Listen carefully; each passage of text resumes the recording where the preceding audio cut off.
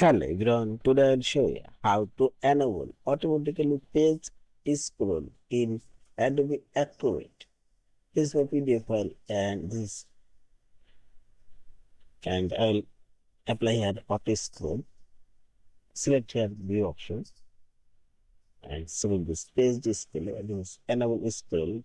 This only page scrolling by rotating your mouse home and again select the option this page display and automatically scroll and see this.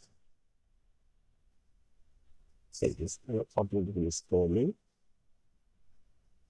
Again, say this view option.